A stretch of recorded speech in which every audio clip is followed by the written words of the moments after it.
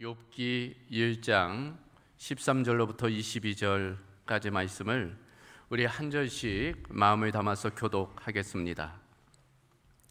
하루는 욥의 자녀들이 그 맏아들의 집에서 음식을 먹으며 포도주를 마실 때 사환이 욥에게 와서 아뢰되 소는 밭을 갈고 나귀는 그 곁에서 풀을 먹는데 스바 사람이 갑자기 이르러 그것들을 빼앗고 칼로 종들을 죽였나이다. 나만 홀로 피하였으므로 주인께 아뢰러 왔나이다. 아직 말하는 동안에 또 한 사람이 와서 아뢰되 하나님의 불이 하늘에서 떨어져서 양과 종들을 살라버렸나이다. 나만 홀로 피하였으므로 주인께 아뢰러 왔나이다. 그가 아직 말하는 동안에 또 한 사람이 와서 아뢰되 갈대아 사람이 새 무리를 지어 갑자기 낙타에게 달려들어 그것을 빼앗으며 칼로 종들을 죽였나이다. 나만 홀로 피하였으므로 주인께 아뢰러 왔나이다. 그가 아직 말하는 동안에 또 한 사람이 와서 아뢰되 주인의 자녀들이 그들의 맏아들의 집에서 음식을 먹으며 포도주를 마시는데 거친 들에서 큰 바람이 와서 집 내 목퉁이를 치매 그 청년들 위에 무너짐으로 그들이 죽었나이다. 나만 홀로 피하였으므로 주인께 아뢰러 왔나이다 한지라. 욥이 일어나 겉옷을 찢고 머리털을 밀고 땅에 엎드려 예배하며 이르되 내가 모태에서 알몸으로 나왔사온즉 또한 알몸이 그리로 돌아가올지라. 주신 이도 여호와시요 거두신 이도 여호와시오니 여호와의 이름이 찬송을 받으실지니이다 하고 이 모든 일에 욥이 범죄하지 아니하고 하나님을 향하여 원망하지 아니하니라. 아멘. 자, 오늘 함께 읽은 욥기 1장 13절로부터 21절 말씀 통해 고통의 문제라는 제목으로 하나님의 말씀을 함께 나누도록 하겠습니다. 긴 장마가 끝났네요. 지난주 수요일로 올해 장마가 끝났습니다. 역대급 장마라고 하죠. 신조어, 극한 호우라는 이제 신조어가 생길 정도로 이번 장마가 대단했습니다. 강수량으로 따지면 평년에 한 2배 정도 비가 내렸다고 그래요. 648.7mm입니다. 그리고 기상관측, 전국적으로 강수량을 계측한 50년 이래로 세 번째래요. 2006년, 2020년 이후 세 번째로 많은 비가 내렸다는 것입니다. 그러나 장마 기간을 대비해서, 그러니까 강수 일수를 대비해서 강수량을 따지면 가장 많은 비가 왔다는 거예요. 30.6mm가 왔답니다. 그 결과일까요? 올해는 유독 피해가 심한 것 같습니다. 산사태도 많이 났고 침수도 많이 나가지고 재산 피해도 많고 인명 피해도 많았습니다. 이제 대표적인 것이 오송 지하차도 사고잖아요. 차량 16대가 이제 갇혀가지고 14명이 사망하는 참 있어서는 안 되는 일이 일어났어요. 더불어 경북 예천에서는 해병대원이 실종자를 이제 찾는 과정에서 그만 사망하는 일도 있었습니다. 듣기로는 그 아들이 10년 시험관 통해서 낳은 아들이래요. 그래서 더 안타까운 마음이 있는 것입니다. 그뿐일까요? 우리가 조금 거슬러 올라가면 작년 10월 말에는 이태원 참사가 있지 않았습니까? 젊은 청년들이 많이 죽는 그런 아픔을 우리가 경험하게 되었습니다. 좀 더 거슬러 올라가면 2013년 세월호 참사도 우리가 경험한 바가 있습니다. 우리나라뿐 아니에요. 지금 세계 곳곳에서 재난, 사고, 전쟁 끊이지 않고 있습니다. 많은 생명이 죽거나 다치거나 또 재산에 피해를 입거나 이제 그런 일들이 만연하는 것입니다. 뭐 멀리 갈 것도 없어요. 사실은 우리가 직접적으로 경험적으로 그런 사건과 사고에 경험할 때가 있어요. 어려움을 겪는 일들이 있습니다. 가족 간에 그런 일들이 있어요. 질병이 찾아오기도 하고 사고로 가족을 잃기도 하고 사업을 실패하기도 하고 이제 그런 일들이 우리 삶 가운데 일어나는 것입니다. 우리 공동체 안에서도 그런 일들이 있어요. 그렇게 선교에 애썼던 남편이, 아버지가 몸져 눕는 그런 일들이 있고, 전도 유망했던 아들이 교통사고로 인해 먼저 세상을 떠나는 그런 일들이 있는 것입니다. 이럴 때 우리는 극심한 슬픔에 빠져요. 그리고 또한 분노하게 됩니다. 그리고 질문하게 되죠. 왜 이런 일이? 라며 우리는 질문하게 되는 것입니다. 오늘 본문 욥기도 바로 그런 고통의 문제를 다루는 책이라 할 수 있어요. 실제로 우리가 함께 읽었지만 오늘 본문의 내용을 보면 이 욥에게 예상치 못한 고난이 찾아옵니다. 그 고난이 점진적으로 또 총체적으로 또 실제적으로 찾아와요. 그러니까 동서남북 사방에서, 하늘과 땅에서, 자연과 사람을 통해서 이 재난이 찾아오게 돼요. 그 내용을 한번 다시금 종합해 보면 어느 날 갑자기 스바 사람이 쳐들어와 가지고 소와 나귀를 빼앗아 가고 종들을 죽여버려요. 그런가 하면 하늘에서 불이 내려 이번에는 양과 종들을 살라버립니다. 그런가 하면은 갈대아 사람이 또 칼을 들고 쫓아와서 그 낙타와 또 종들을 죽여버려요. 그리고 마지막은 어떻습니까? 큰 바람이 일어가지고 집이 무너져 내려요. 결국 함께 식사하던 10명의 자녀, 아들 7, 딸 3이 하루아침에 압사되어 죽는 그런 일을 경험하게 되는 것입니다. 그래서 그 많던 재산도 다복했던 가정도 한순간에 풍비박산이 나는 거예요. 그 일들이 오늘 본문에 따르면 하루아침에 일어난 일입니다. 동시다발적으로 일어나요. 그래서 오늘 본문 16절, 17절, 18절을 보면 반복되는 문장이 나옵니다.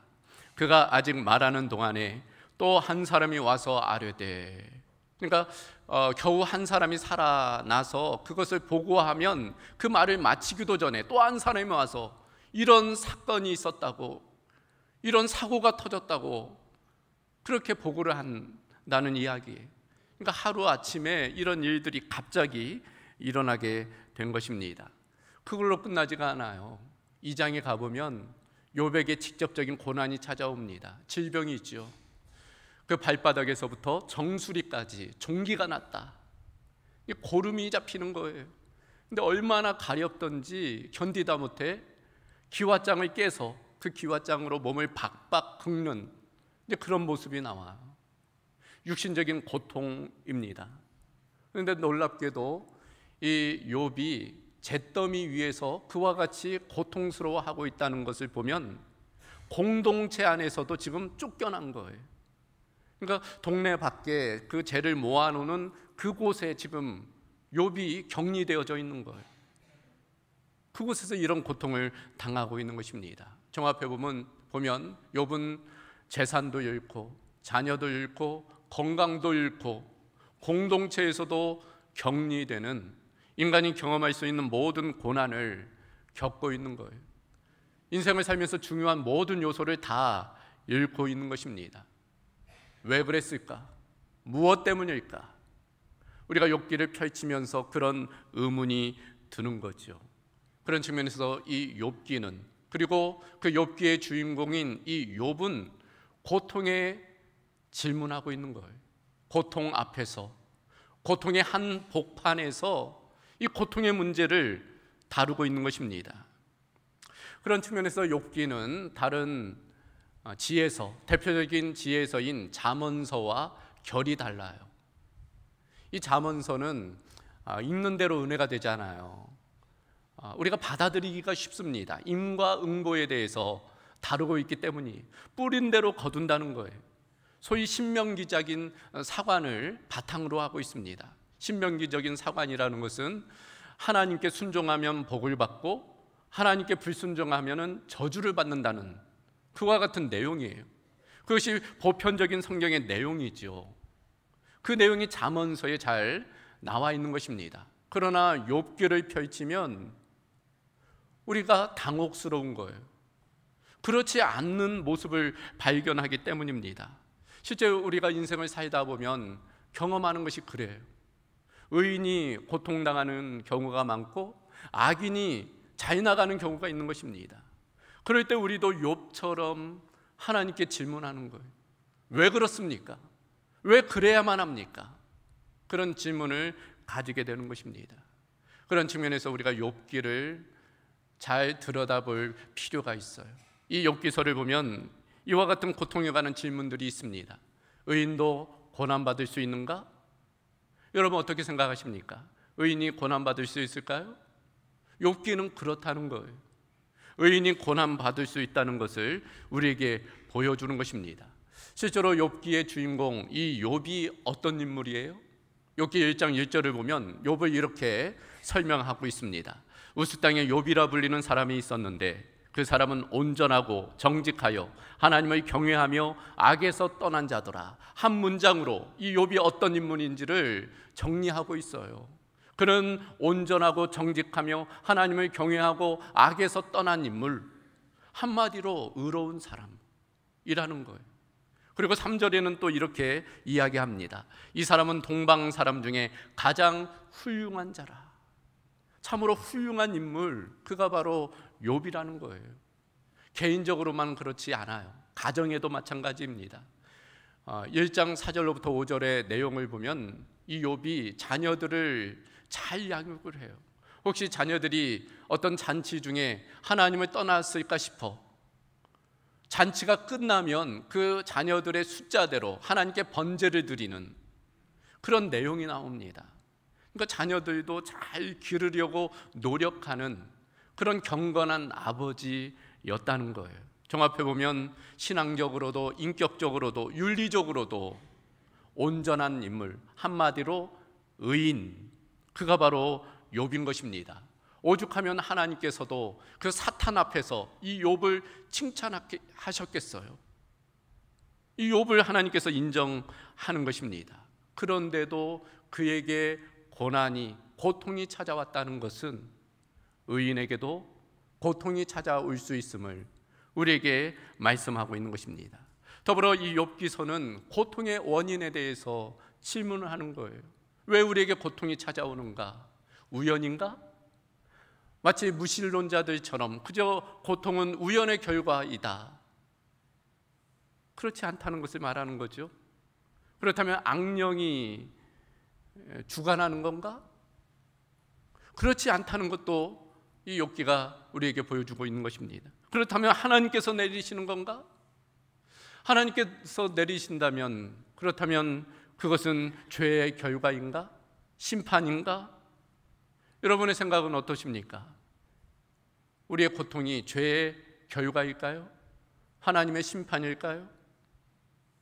사실 보편적으로 보면 성경은 많은 고통의 근원이 죄가 있음을 이야기합니다. 창세기만 봐도 그렇잖아요.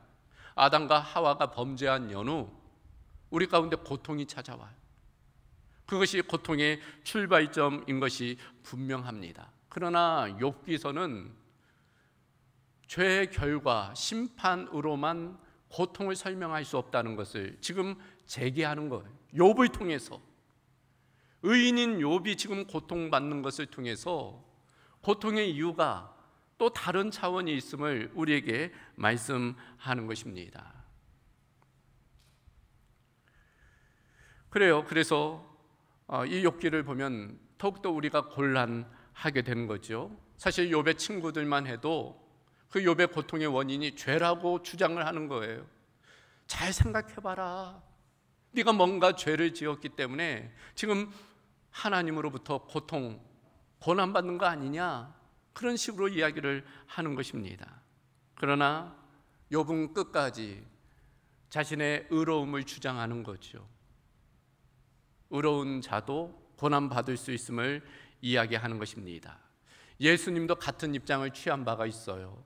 누가복음 13장을 보면 예수님께서 이렇게 말씀하십니다. 실제 그 당시에 있었던 한 사건을 이야기하는 거예요.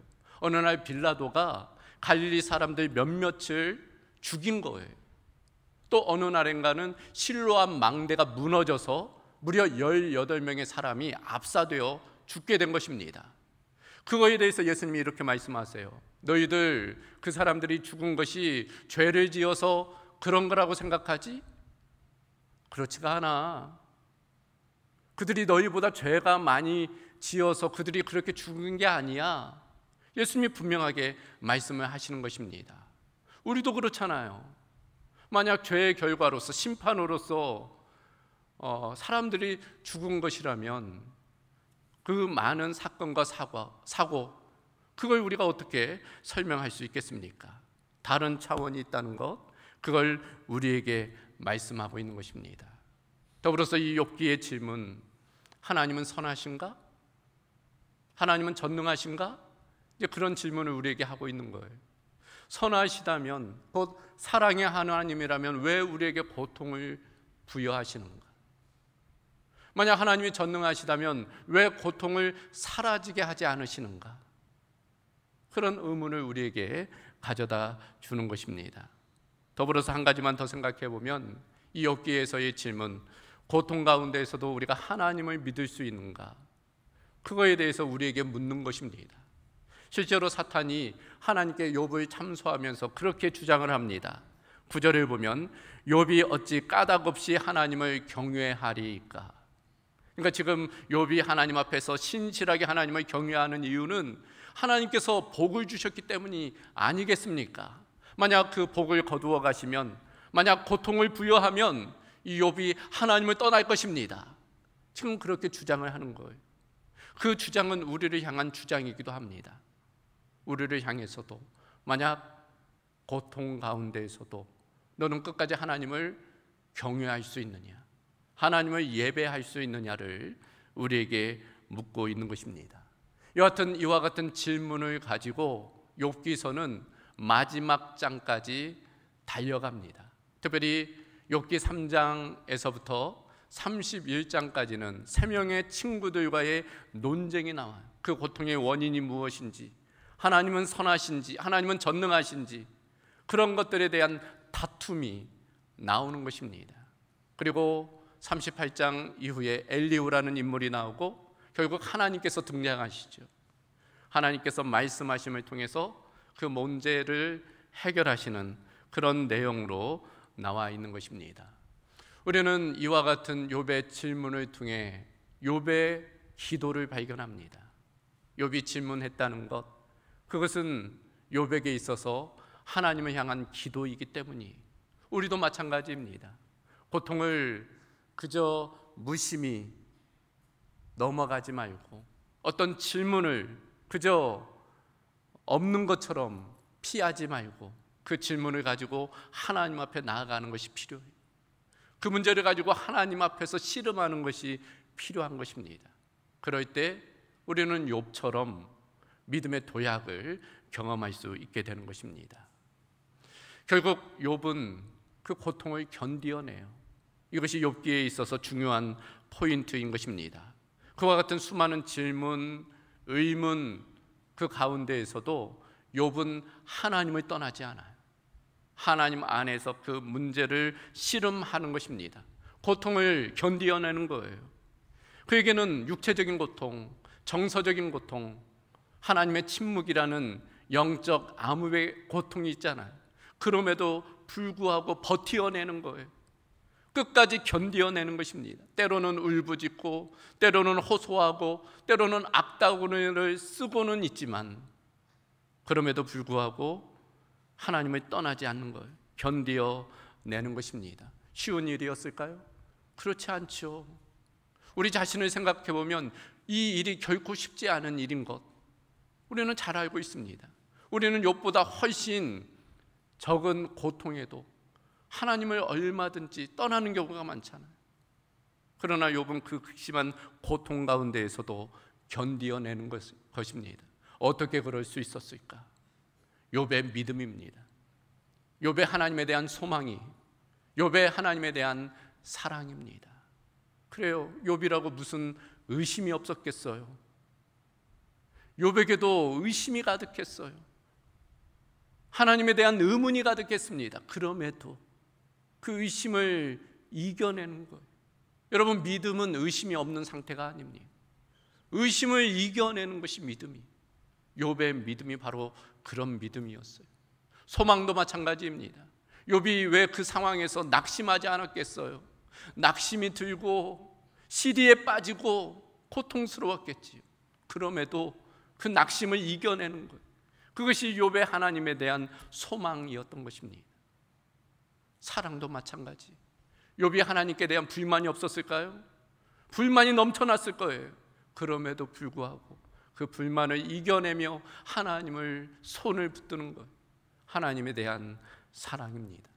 이런 하나님에 대한 믿음, 소망, 사랑이 있었기 때문에 그 고통을 버텨내는 것입니다. 그러나 이 견디어내는 이 모습을 욥에서만 찾은 것은 아닙니다. 바로 주변의 사람들을 통해서 욥은 그 고통을 견뎌낼 수 있었어요. 이를테면 친구들이지요.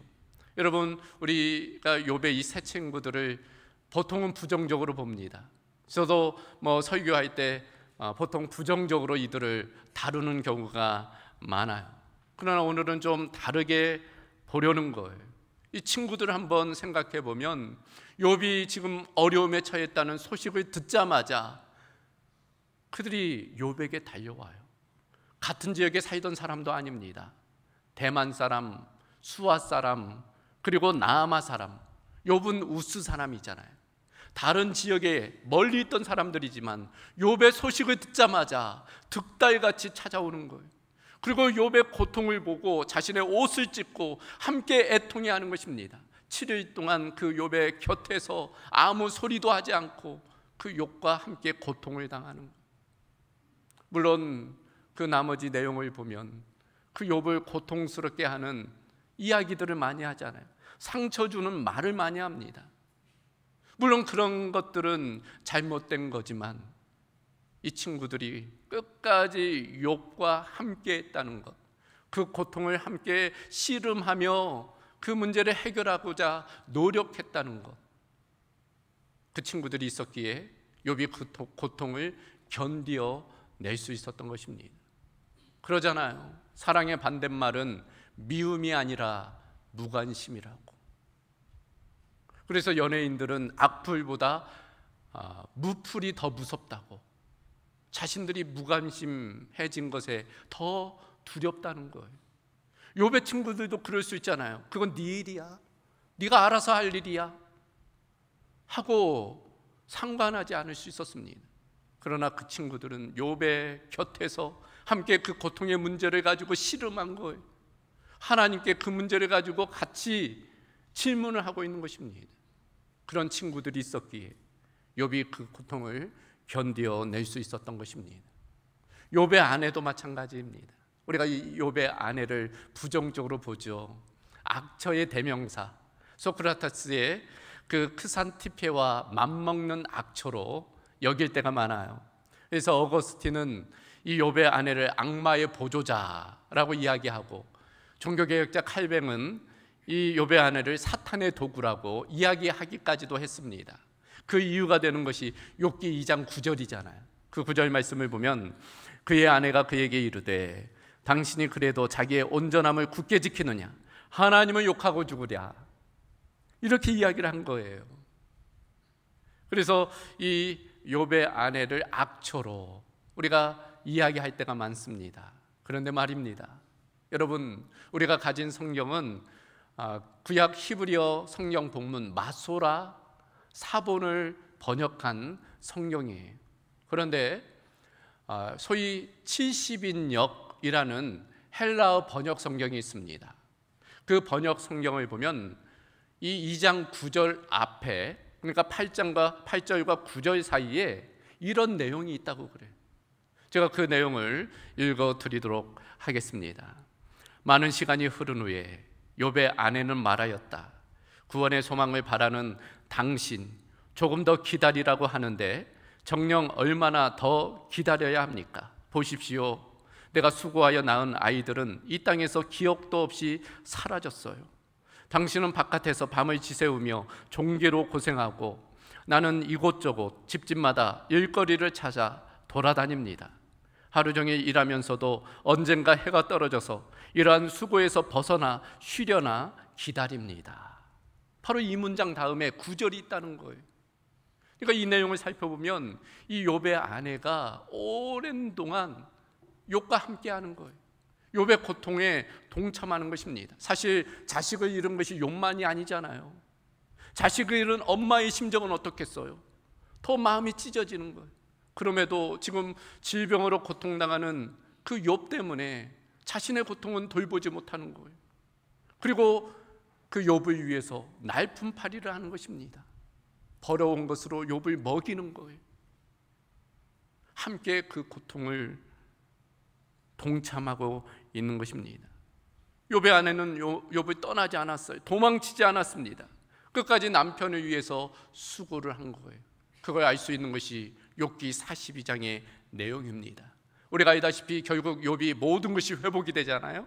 재산도 회복되고 또 자녀를 낳게 돼요. 아들 7에 딸 3명을. 그러나 그 어디에도 아내를 새로 얻었다라는 말씀이 없습니다. 그러니까 그 10명의 아이를 낳은 것은 바로 이 아내를 통해서요. 그것은 끝까지 이 욥의 아내가 욥을 떠나지 않았다는 것을 우리에게 보여주는 것입니다. 남편을 끝까지 지킨 거예요. 함께 그 고통을 견디어낸 것입니다. 고통을 견디어낸 동지라 할 수 있어요. 그래서 욥은 그 고통을 견디어낼 수 있었던 것입니다. 이와 같이 욥 자신의 믿음과 소망과 사랑도 있었지만 주변에 함께한 그 고통에 동참한 사람들이 있었기 때문에, 함께 울어주고 함께 견디어 주었기 때문에 그 고통을 이겨낼 수 있었던 것입니다. 우리에게도 그런 사람이 필요해. 또 우리가 그런 사람이 되어야 하는 것입니다. 이제 마지막으로 생각해 볼 것, 결국 이 욥이 고통을 이겨냅니다. 이것이 우리에게 소망입니다. 그래요, 욥기 후반부에 보면 하나님이 이제 욥에게 나타나세요. 침묵하시던 하나님, 욥으로부터 갖은 이야기를 다 듣던 하나님께서 이제는 욥에게 나타나세요. 그리고 욥의 모든 것들을 회복해 주십니다. 욥기 42장 12절에 보면 여호와께서 욥의 말년에 욥에게 처음보다 더 복을 주셨다. 더 복을 주셨다. 얼마나 복을 주셨을까? 보면은 2배의 복을 주세요. 재산에 있어서는 2배의 복을, 그리고 딸 3세, 아들 7, 10명의 자녀를 다시 주는 거예요. 그래서 욥기 마지막 16절로 17절을 보면 그 후에 욥이 140년을 살며 아들과 손자 4대를 보았고 욥이 늙어 나이가 차서 죽었더라. 해피 엔딩으로 욥기가 마무리되는 것을 보게 됩니다. 무엇보다도 욥기의 정수는 욥의 고백이죠. 욥기 42장 5절입니다. 내가 주께 대하여 귀로 듣기만 하였사오나 이제는 눈으로 주를 배움나이다. 그간에는 귀로만 듣던 하나님, 이제는 눈으로 보는 하나님이 되었다. 결국 욥이 건강도 회복되고 관계도 재산도 믿음도 회복되었음을 우리에게 보여주는 것입니다. 이와 같은 욥의 고난에 대한 승리는 바로 우리에게 소망을 가져다 줘요. 우리에게도 바로 그 고난을 끝에는 영광이 있음을 보여주고 있기 때문입니다. 물론 우리의 현실 가운데 모든 고통 끝에 이런 해피엔딩이 있는 것은 아닌 것을 우리가 압니다. 우리가 그런 것을 실제적으로 경험해요. 그러나 우리의 기대, 우리의 소망, 우리의 믿음은 반드시 하나님께서 우리 하나님의 사람에게 그런 고난 끝에 영광을 주신다는 거예요. 영원의 관점에서 보면 그렇습니다. 그저 우리가 이 땅의 관점에서만 보면 고통이 고통으로 끝날 수 있지만, 그러나 영원의 관점에서 보면 고통은 고통으로 끝나지 아니하고 영광으로 바뀔 수 있음을 우리에게 말씀하고 있어요. 그래서 마틴 주니어, 루터킹 주니어 목사님이 그런 이야기 했잖아요. 하나님의 윤리적 포물선은 매우 긴데 그 방향은 정의의 쪽으로 기울어져 있다. 하나님의 윤리적인 포물선, 하나님의 우리를 향한 계획은 결국 선함으로 끝나게 된다는 것입니다. 당장은 이 땅에서는 악이 승리하는 것 같지만 그러나 그렇지 않다는 거예요. 결국 의인이 승리하게 됨을 보여주고 있는 것입니다. 그것이 바로 예수님의 모습이죠. 사실 이 구약의 욥은 예수님을 닮아 있어요. 고난받는 의인입니다. 예수님도 죄가 없으셨지만 고난받으셨잖아요. 우리 인간이 경험하는 모든 고난을 예수님은 받으셨습니다. 육체적인 것, 정서적인 것, 관계적인 것, 영적인 그 모든 고난을 받으셨어요. 예수님은 그 고난 가운데 고통하셨어요. 예수님도 질문이 있었습니다. 예수님도 의문이 있었어요. 하나님께 호소했어요. 할 수만 있다면 이 잔을 내게서 옮겨주옵소서. 예수님의 호소입니다. 나의 하나님, 나의 하나님, 나의 아버지, 나의 아버지, 어찌하여 나를 버리셨나이까? 예수님의 호소예요. 그러나 그럼에도 불구하고 예수님은 끝까지 그 고통을 견뎌내셨어요. 그리고 오롯이 십자가에서 그 고통을 이겨내셨습니다. 힘이 없어서가 아니에요. 힘이 있음에도 불구하고 고난을 수용하셨어요. 고난을 고난으로 이겨내셨습니다. 죽음으로 죽음을, 그 사망의 권세를 이겨내셨어요. 그리고 부활의 영광을 보여주셨습니다. 그것이 바로 십자가의 역설, 고난의 역설이라 할 수 있어요. 우리도 마찬가지입니다. 우리 인생에는 고통이 있어요. 우리가 의롭게 살려고 해도 우리 가운데 고통이 뒤따를 수 있는 것입니다. 어찌 보면 산다는 것 자체가 고통일 수 있습니다. 그리고 그 고난에는 우리가 납득할 수 없는, 이해할 수 없는 고난도 있는 거예요. 중요한 것은 그 고난의 원인이 무엇인지를 찾는 것도 필요하겠지만 하나님께서 그 고난을 주실 때 그 의미를 찾는 것이 중요합니다. 고난을 재해석하는 거예요. 고난의 신비를 깨닫는 것입니다. 고통에는 목적이 있다는 것을 받아들이는 거예요. 저희 가정에도 그런 일이 있었어요.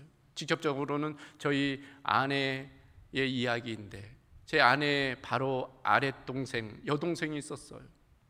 근데 초등학교 2학년 때 시름시름 아프게 되었습니다. 병원에 가보니 뇌종양 말기였어요.